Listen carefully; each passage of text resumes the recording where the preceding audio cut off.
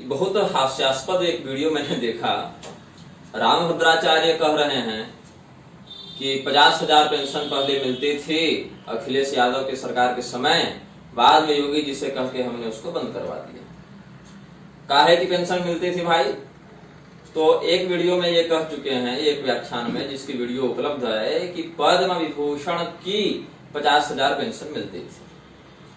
अब मुझे ये बात समझ में नहीं आती, पद्म विभूषण इनको मिला मोदी सरकार के समय, तो मोदी सरकार के समय जो पद्म विभूषण इनको मिला वो तो केंद्र सरकार की योजना है।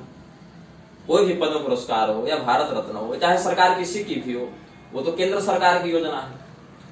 तो केंद्र सरकार के द्वारा दिए गए पुरस्कार का पेंशन अखिलेश यादव कैसे देने लगे?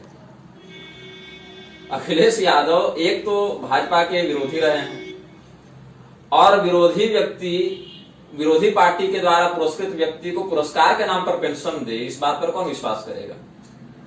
मतलब मोदी सरकार जिसको पद्म विभूषण दे रही है, उस व्यक्ति को अखिलेश यादव की सरकार पेंशन दे रही है, जबकि पद्म विभूषण या पद्म भूषण या पद्मश्री इत्यादि जो पुरस्कार हैं, भारत के नागरिक पुरस्कार जो हैं, इनमें कोई मॉनिटरी बेनिफिट, कोई वित्तीय लाभ प्राप्त नहीं होता है, जहां तक मुझे अभी तक जानकारी है, जहां तक मैंने सरकार की आधिकारिक वेबसाइट इत्यादि में देखा है, और जो पद्म पुरस्कार प्राप्त अन्य जन मेरे परिचय में उनसे भी पूछा है, तो उनको कोई पेंशन पद्म पुरस्कार के नाम पर तो नहीं मिलती है। तो कितनी हास्यास्पद बात है कि ये महानुभाव कह रहे हैं, वो भी मंच से, कि पद्म विभूषण की पेंशन अखिलेश यादव दे रहे हैं, जबकि पद्म विभूषण मोदी सरकार ने दिया और अखिलेश यादव समाजवादी पार्टी के हैं। अगर योगी जी भी देते तो मान लेते, चलो एक ही पार्टी की दोनों जगह सरकार है तो चलो निजी संबंध रहा होगा तो दे दिए होंगे, लेकिन यहाँ तो बड़ी विचित्र गंगा बह रही है भाई। अब दूसरी बात यह है, 50,000 पेंशन उत्तर प्रदेश सरकार किस कारण से देती थी? यश भारती सम्मान के कारण देती थी। यश भारती सम्मान के कारण 50,000 पेंशन देने की बात थी, जो बहुत से लोगों को उचित और अनुचित तरीके से बांटी गई, ये सभी लोग जानते हैं। फलस्वरूप क्या हुआ, 2018 में योगी सरकार ने 50,000 की पेंशन को घटा करके 25,000 कर दिया, और 2020 में आने के बाद 25,000 की पेंशन ही बंद कर दी, यश भारती सम्मान ही बंद कर दिया।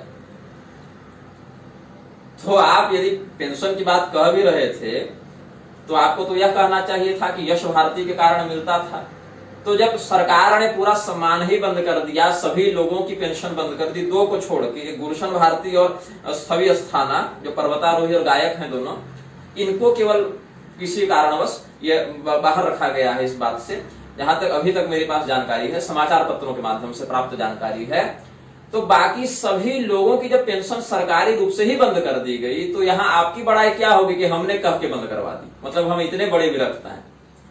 मैं अभी जिस स्थान पर गया था, वहां पता चला कि आपने तो एक व्यक्ति के द्वारा जब घर में निमंत्रण दिया गया, तो उसके घर में कदम रखने के 51,000 रुपया लिए हैं। दूसरी तरफ आप स्वयं कहते हैं कि सरकार ने मुझे पेंशन दी थी, अखिलेश यादव की सरकार ने, मैंने योगी जी से कह के बंद करवा दी, और काहे की पेंशन मिलती थी? तो पद्म विभूषण की। कौन से नियम से पद्म विभूषण धारकों को पेंशन मिलती है 50,000? बताइए, तो केवल आप ही को मिल रही थी क्या?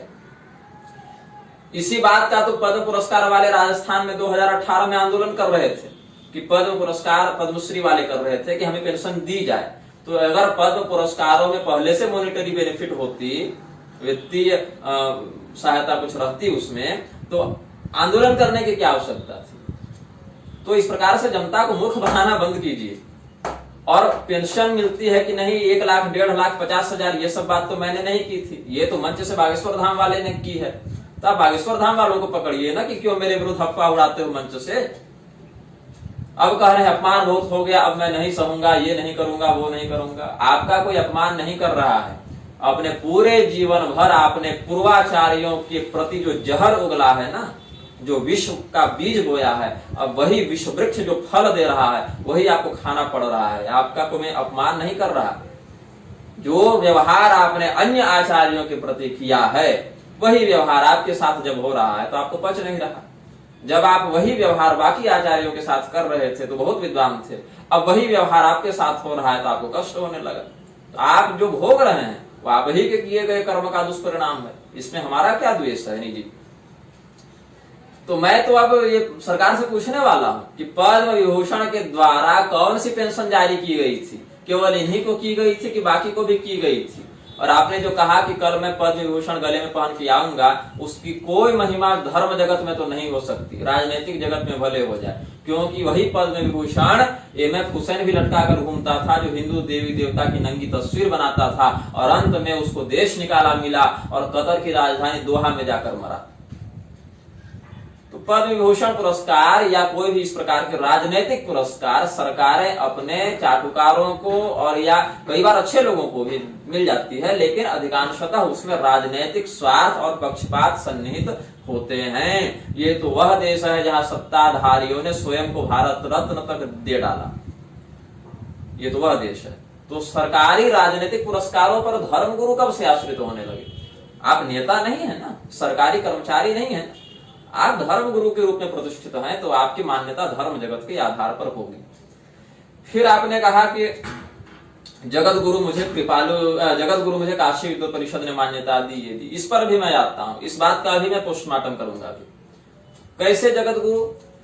अब कृपालु जी की मैं बात करूं तो कृपालु जी महाराज को जगत गुरु 5वें के रूप में काशी विद्वत परिषद ने उपाधि दी। ऐसा जगत गुरु कृपालु जी की ही वेबसाइट पर मिल जाएगा, उन्हीं संस्था वाले बताते हैं। और चूंकि काशी विद्वत परिषद ने कभी इस बात का आधिकारिक खंडन किया हो, ऐसी मेरे पास अभी तक सूचना नहीं है, तो मैं यह मानकर चलता हूं कि काशी विद्वत परिषद इसमें समर्थन कर रही होगी, क्योंकि कृपालु जी ने जब पंचम जगत गुरु की उपाधि धारण की तो उन्हीं के अनुयायियों ने और उनके संस्था वालों से मुझे जो प्राप्त जानकारी कल रात को मिली, तो वे किसको किसको जगत गुरु मानते हैं। और 5वें तो ये हो गए, और 4 कौन हुए? शंकराचार्य जी हैं, मध्वाचार्य जी हैं, निम्बारकाचार्य जी हैं और रामानुजाचार्य जी हैं। ये 4 हैं। लेकिन रामानंदाचार्य जी को ये जगत गुरु नहीं मानते, क्योंकि 4 ये हुए और 5वें जगत गुरु के रूप में कृपालु जी का नाम ये लोग लेते हैं। तो काशी विद्वत परिषद यदि कृपालु जी को पंचम जगत गुरु की उपाधि देती है, तो इसका अर्थ क्या है कि रामानंदाचार्य जी को वो जगत गुरु नहीं मानती है। और रामानंदाचार्य जी को यदि काशी विद्वत परिषद जगत गुरु नहीं मानती है, तो रामानंदाचार्य जी के संप्रदाय में आने वाले रामभद्राचार्य जी को जगत गुरु कैसे मान सकती है? यह प्रश्न उठेगा ना। तो आपको तो स्वयं को जगत गुरु घोषित करवाने से पहले भगवान रामानंदाचार्य जी को जगत गुरु घोषित करवाना चाहिए था ना। तो कैसे आप संप्रदाय निष्ठ व्यक्ति हैं कि आपके आदि गुरु को भगवान रामानंदाचार्य जी को पंचम जगत गुरु न मानकर कृपालु जी को मानने वाली परिषद से आप जगत गुरु की उपाधि लेकर बैठ गए।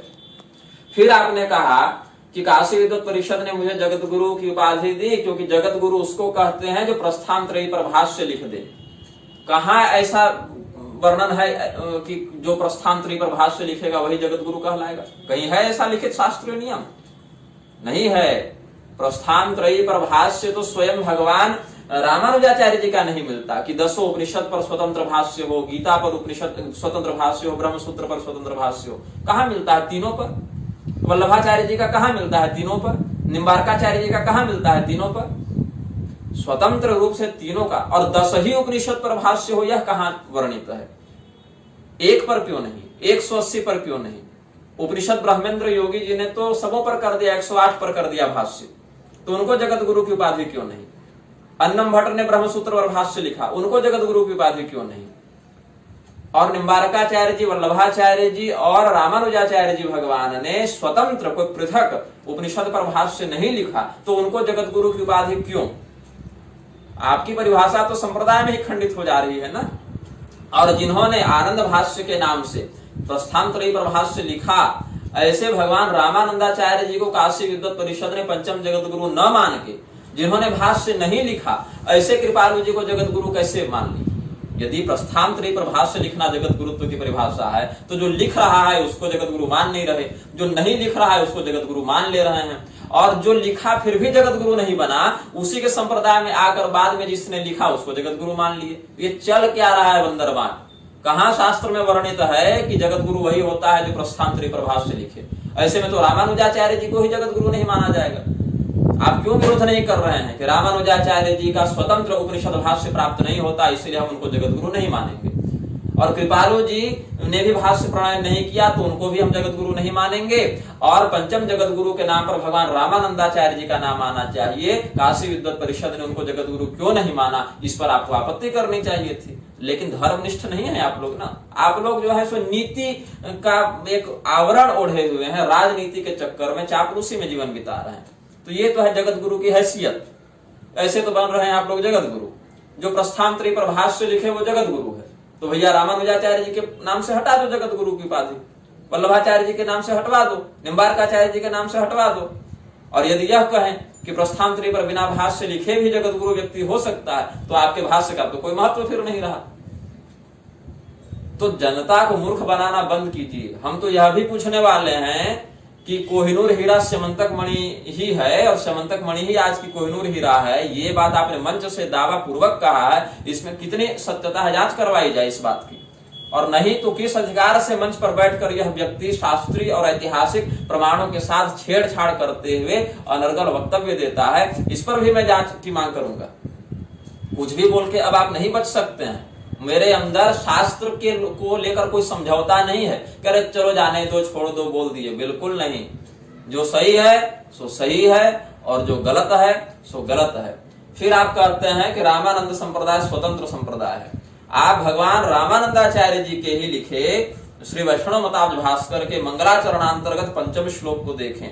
इत्थं पृष्ठस्त्वया यः सकल हितकारः प्रश्न राशिर गरिष्ठो वेद्यः सर्वश्रुतीनां जगति सुरसुरानंद सद्यो मयाय सह प्राचीनाचार्य वर्यान् यतिपति सहितान् सादरं संप्रणम्य सम्यक शास्त्रानुसारं गुरु निरत समाधीयते श्रूयतां तत्। यहाँ क्या कहा? प्राचीन आचार्य वर्यान यतिपति सहितान।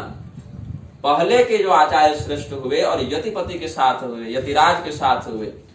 यतिराज शब्द से यहाँ भगवान रामानुजाचार्य जी का ही संकेत किया गया है। और इस बात पर यदि आपकी निष्ठा न बने तो भगवान जो प्राचीन आचार्य वर्य कौन हुए, इसका जो पूरा विश्लेषण देते हैं भगवान रामानंदाचार्य जी ने जो रामार्चन पद्धति लिखी उसमें क्या कहते हैं आप स्वयं देखें।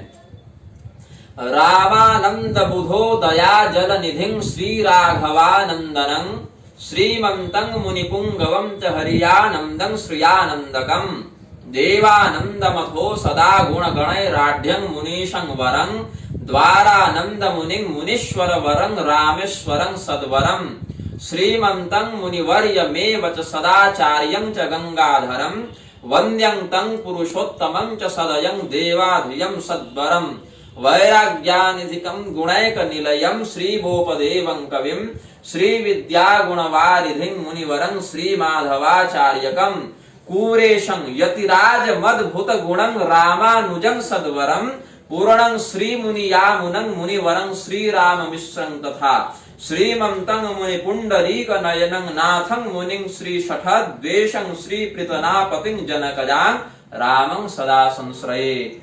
तो प्राचीन आचार्य वर्यान यतिपति सहितान में कौन से प्राचीन आचार्य वर्य और यतिपति हुए, उसको भगवान श्री रामानंदाचार्य जी ने ही रामार्चन पद्धति में ही कहा, यतिराज मद्भुत गुणं रामानुजं सद्वरम। तो थोड़ी सी शर्म लज्जा यदि बच गई हो जीवन में तो ऐसा प्रपंच फैलाकर लोगों को ठगना और मूर्ख बनाना बंद करें। भगवान रामानुजाचार्य जी की ही परंपरा में श्री रामानंदाचार्य जी अवतरित हुए और उन्होंने फिर राम तत्व केंद्रीय परक उन्होंने जो वैखानसीय उपासना पद्धति का विस्तार किया, वही रामानंद संप्रदाय है।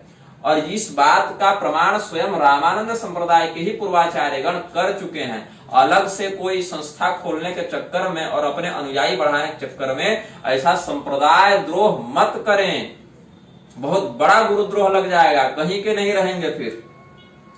अब आप कह रहे हैं कि विष्णु नहीं महाविष्णु है भगवान श्री रामचंद्र जी, तो रामतापनीयोपनिषद से ही महाविष्णु और विष्णु दोनों का प्रमाण में दे चुका हूं। एवं भूतं जगदाधार रूपं रामं वंदे सच्चिदानंद रूपं गदारि शंखाब्जधरं भवारिं सयोध्यायेन मोक्षमाप्नोति सर्वः विश्वव्यापी राघवो यस्तदानी ममतर्दधे शंख चक्रे गदाब्जे धृत्वा रमा सहितः सानुजश्च सपत्तनः सानुगः सर्वलोकी। रामतापनीयोपनिषद में ही शंख चक्र गदा पद्म युक्त चतुर्भुज रूपधारी राघव जी का ध्यान ब्रह्मा जी ने वर्णित किया है। और इस स्वरूप की पूजा आपको तेलंगाना के भद्राचलम में श्री सीता रामचंद्र स्वामी मंदिर जो है वहां इसी स्वरूप की पूजा होती है। भगवती सीता जी भगवान शंख चक्र गदाधारी पद्मधारी चतुर्भुज राघवेंद्र सरकार के अंक में विद्यमान होकर पूजिता होती हैं। भद्राचलम तेलंगाना में जाकर आप पता कर लें। अब विष्णु परक जो आपने कहा वाल्मीकि रामायण के बालकांड में ही देखें, ततो नारायणो विष्णु नियुक्त सुरसत्तमय जानन्नपि सुरानेवं श्लक्षणं वचनम अब्रवीत, यह भाव है। तो भगवान विष्णु ही श्री रामचंद्र जी के रूप में आए हैं। इत्येतद् वचनं श्रुत्वा सुराणां विष्णुरात्मवान् पितरं रोचयामास तथा दशरथं नृपम्। फिर आप 16वें सर्ग में देखें, सकृत्वा निश्चयं विष्णु रामं त्रयच पितामहं अंतर्धानं गतो देवैः पूज्यमानो महर्षिभिः। आप आगे युद्ध कांड में देखें जहां ब्रह्म जी स्तुति कर रहे हैं, भवान नारायणो देवः श्रीमांश्च चक्रायुधः प्रभु एक श्रृंगो वराहस्त्वं भूत भव्य सपत्नजित् अक्षरं ब्रह्म सत्यं च मध्ये चान्ते च राघव लोकानां त्वं परो धर्मो विश्वक्सेनः चतुर्भुजः शार्ङ्गधन्वा ऋषिकेशः पुरुषः पुरुषोत्तमः अजितः खड्गधृग विष्णुः कृष्णश्चैव बृहद्बलः। आप अध्यात्म रामायण के युद्ध कांड के सर्ग 8 को देखें, त्वमेव साक्षात् जगतामधीशो नारायणो लक्ष्मण एव शेषः युवान धरा भार निवारणार्थम जातो जगन्नाटक सूत्रधारो। लक्ष्मण जी को शेषावतार और श्री रामचंद्र जी को नारायणावतार विष्णु अवतार बताए हैं यहाँ पर। इसके बाद और आप देखें, मैंने तो कहा ना विष्णु संहिता के ही आधार पर मैंने कहा, वही तत्व महदस्थ होकर महाविष्णु, विश्वस्त होकर विष्णु और भूतस्थ होकर सदा विष्णु कहलाता है। इसमें जो ध्यान है, जो न्यास है, जो इनके होम विधान है, जो इनका स्वरूप है, ये सब विमानार्चा कल्प के आधार पर जो वैखानसीय है, जो पांचरात्रीय विष्णु संहिता है, विश्वक्सेन संहिता है, उसके आधार पर, और जो पद्म पुराण आदि हैं, लिंग पुराण, शिव पुराण इत्यादि के आधार पर हमने वर्णित किया है। श्रीमद् भागवत इत्यादि के आधार पर भी हमने वर्णित किया है। अपने अन्य वक्तव्य में दूसरे वीडियो का आश्रय श्रोतागण दर्शकगण ग्रहण करें। अब देखिए, भगवान महाविष्णु और विष्णु में तत्वतः भेद नहीं है, औपाधिक भेद है। विश्वस्त होकर विष्णु और विश्वबाह्य महदस्थ होकर महाविष्णु संज्ञक वे हो जाते हैं। तो आप यदि महाविष्णु का अवतार, महाविष्णु ही श्री रामचंद्र जी को बता रहे हैं, तो विष्णु से उनकी साम्यता स्वयं सिद्ध हो जाती है। और केवल विष्णु परक वचन ही मैंने आपको बताए हैं। और आगे आप देखें क्या करते हैं, आप इसमें वैष्णव मताज भास्कर और उसकी अर्थ प्रकाशिका को देखें। शश्वन नारायणो जह सुमहित महिमा साधु वेदे रसैर निर्मृत्यो सर्वशक्ति विकलुषव्यजरो वीर मनोभ्याम गम्य। फिर इसमें अर्थ प्रकाशिका में क्या कहे, नारायण शब्दाभिधेयो दाशरथि राम इति भाव। यहाँ नारायण शब्द से जो कहा ना शश्वन नारायणो जह, तो यहाँ नारायण शब्द से दशरथ पुत्र श्री रामचंद्र जी का भाव होता है। रामार्जन पद्धति में देखें, सुरा सुरेंद्रादि मनो मधुव्रतर निषभ्यमाणं सरोरुह प्रभो असंख्य कल्याण गुणामृतोदधे सुरेश रामाद्भुत वीर्य मापते। यहाँ मापते शब्द से क्या कहा, इति श्लोके श्री रामस्य मापते इति संबोधनेन लक्ष्मीपति नारायणेन अभेदो अंगीकृतः। लक्ष्मीपति नारायण से यहाँ भगवान श्री रामचंद्र जी का अभेद बताया गया है।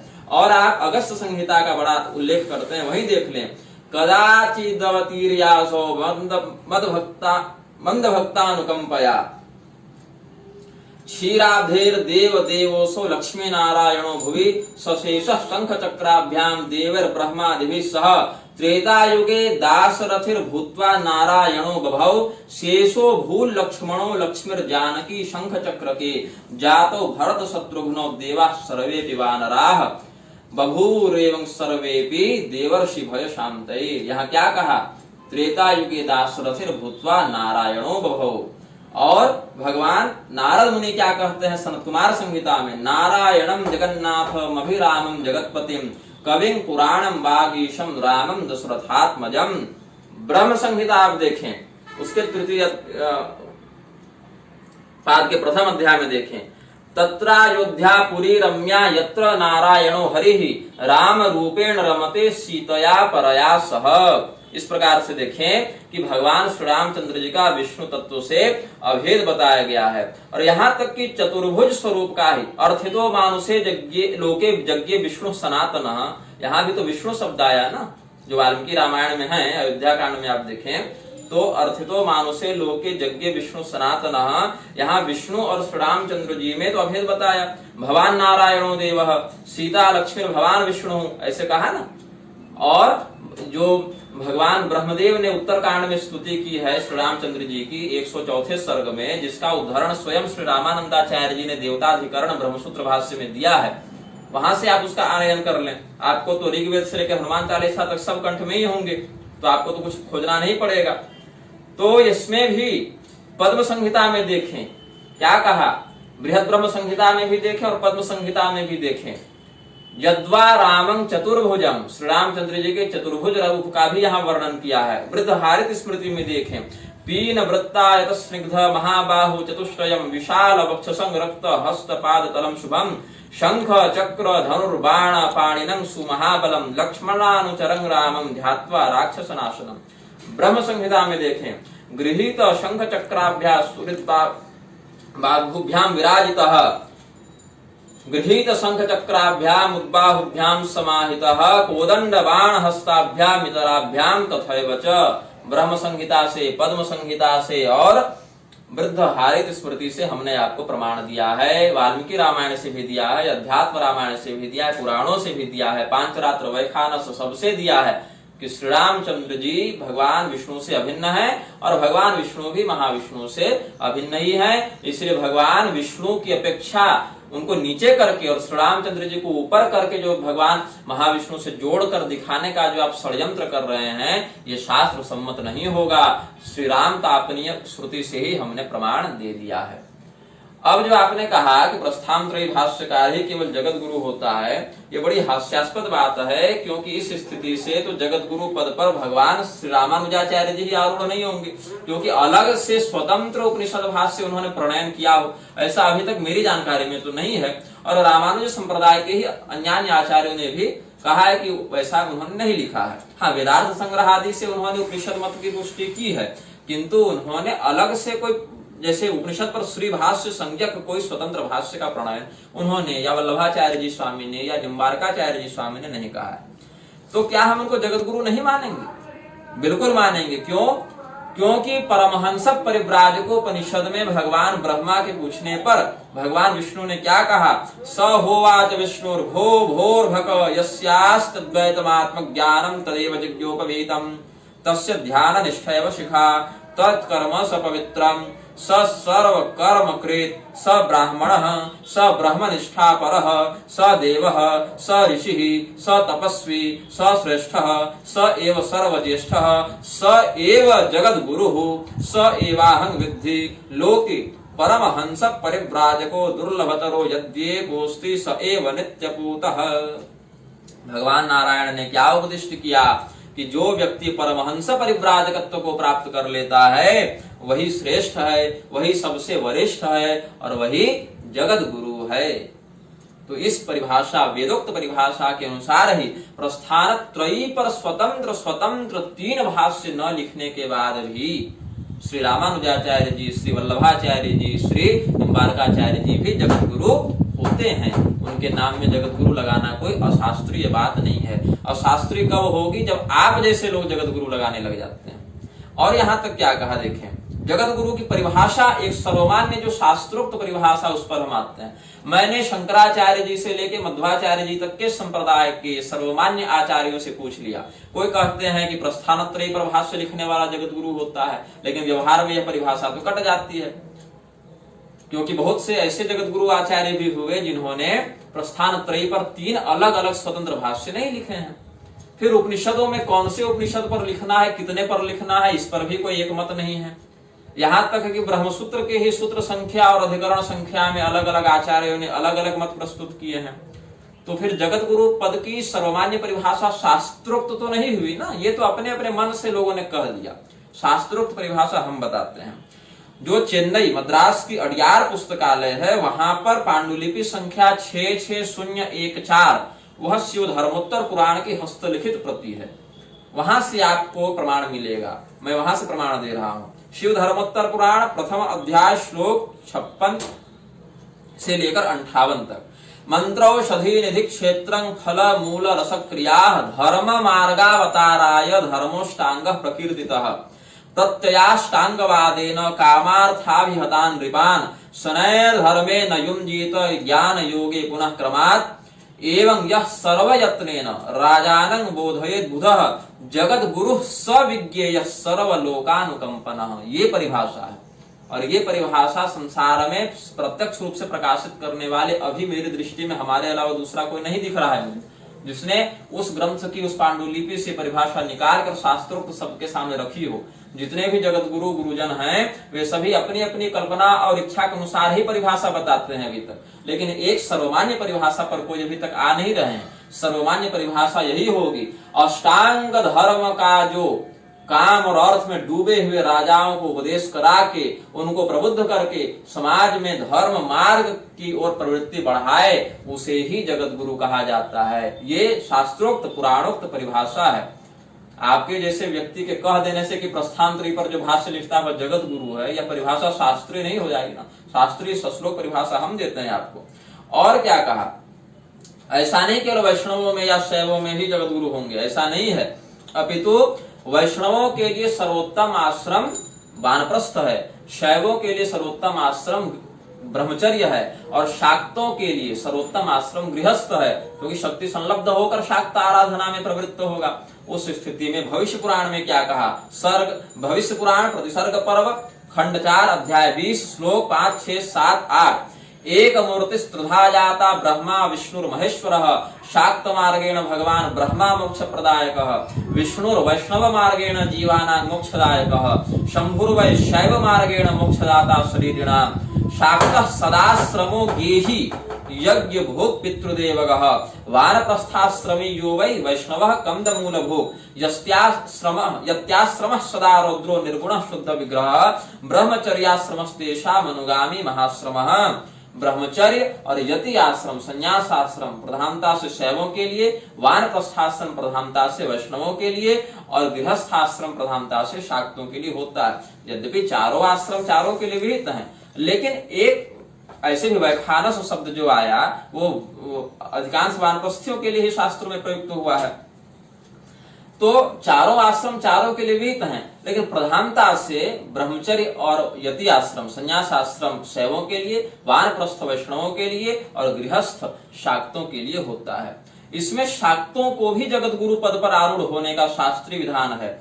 23,000 श्लोकों में विष्णु पुराण विभाजित है, विस्तृत है। इसमें जो 7,000 श्लोक हैं वो महापुराण संज्ञक विष्णु पुराण के हैं, और बाकी जो हैं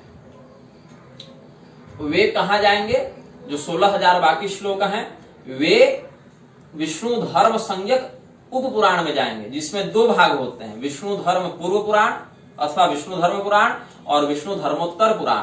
तो विष्णु पुराण, विष्णु धर्म पुराण और विष्णु धर्मोत्तर पुराण, इनको मिला दें तो 23,000 की विष्णु पुराण संज्ञक संख्या मिल जाती है।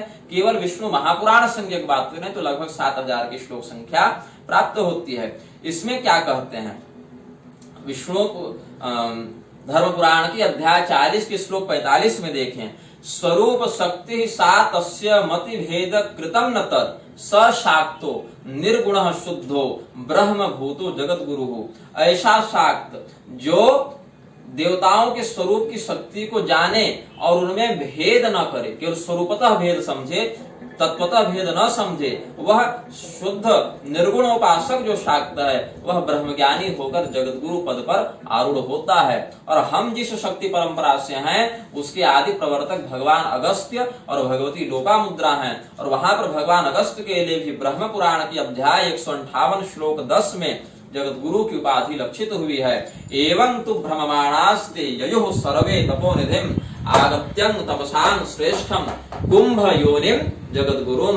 कुंभ योनि शब्द भगवान अगस्त्य के लिए प्रयुक्त है। भगवान श्री रामचंद्र जी के अवतार है रामानंदाचार्य भगवान। वैश्वानर संहिता में रामानंद स्वयं राम प्रादुर्भूतो महीतले कहा।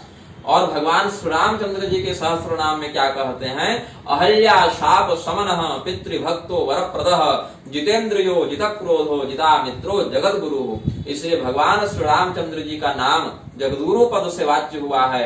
भगवान रामानंदाचार्य जी श्री रामावतार होने से भी जगत गुरु हैं, और अलग से रामानंदो जगत गुरु इत्यादि वचनों से अगस्त संहिता में भी वर्णन मिलता है। तो इस स्थिति में भगवान रामानंदाचार्य जी को पंचम जगत गुरु न मानकर और भाष्यकार कृपालु जी को पंचम जगत गुरु मानने वाली काशी विद्वत परिषद आपको जगत गुरु बनाने का अधिकार कैसे रखती है। अब आगे देखिए, यहाँ तक कि बौद्ध लोग भी जगत गुरु बना के घूम रहे हैं ना।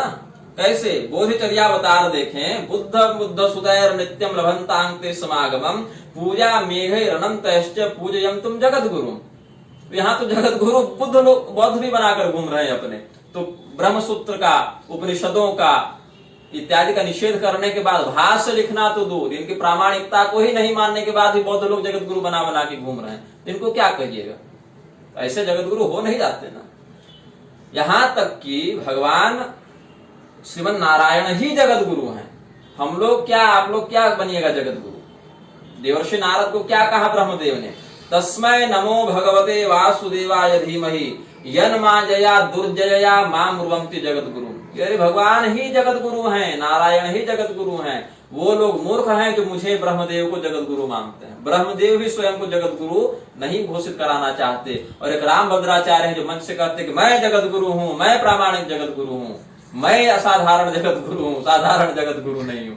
यहाँ ब्रह्मदेव क्या कहते हैं कि भगवान की उस माया को नमस्कार है जिस माया के द्वारा मोहित लोग मुझे जगत गुरु मानते हैं और भगवान को नहीं। तो भगवान नारायण और भगवान शिव अभिन्न है, इसलिए भगवान शिव ही जगत गुरु हैं। पंच ब्रह्मोपनिषद में कहा, मायया मोहिता शंभोर महादेवं जगत गुरुम न जानन्ति सुरा सर्वे सर्व कारण कारणम। भागवत में क्या कहा कि भगवान की माया से मोहित लोग ब्रह्मा जी को जगत गुरु मान लेते हैं और भगवान नारायण को जगत गुरु नहीं मान पाते। और पंच ब्रह्मोपनिषद में श्रुति ने कहा कि माया से मोहित लोग ही भगवान महादेव को जगत गुरु नहीं मान पाते, अपितु अन्य जनों को मान लेते हैं। तो इस प्रकार से जो मंच से बार बार कहा जा रहा है कि मैं जगत गुरु हूँ, मुझे इस परिषद ने जगत गुरु बना दिया, मैंने प्रस्थांतरी पर भाष्य लिखा, उसकी भी मैं पोल खोलता हूँ। एक तो श्री कमलाकांत त्रिपाठी जी महाभाग राघव कृपा भाष्य एक निरर्थक प्रयास लिख ही चुके हैं, जिसमें आपके भाष्य में कितना दम है इसकी वो धज्जी उड़ा चुके हैं। आज तक तो आपसे उत्तर देते बना नहीं। अब आपने अपने भाष्य में क्या लिखा, शंकराचार्य जी का पथ कुपथ है, रामानुजाचार्य जी और मध्वाचार्य जी इत्यादि अंधे थे, और शंकराचार्य जी मायावाद के बुखार के कारण, जो मस्तिष्क में बुखार चढ़ गया उसके कारण विक्षिप्त हो गए थे। ये तो आपके भाष्य में शब्द आए हैं। उसके बाद आपको भाष्यकार बनना है।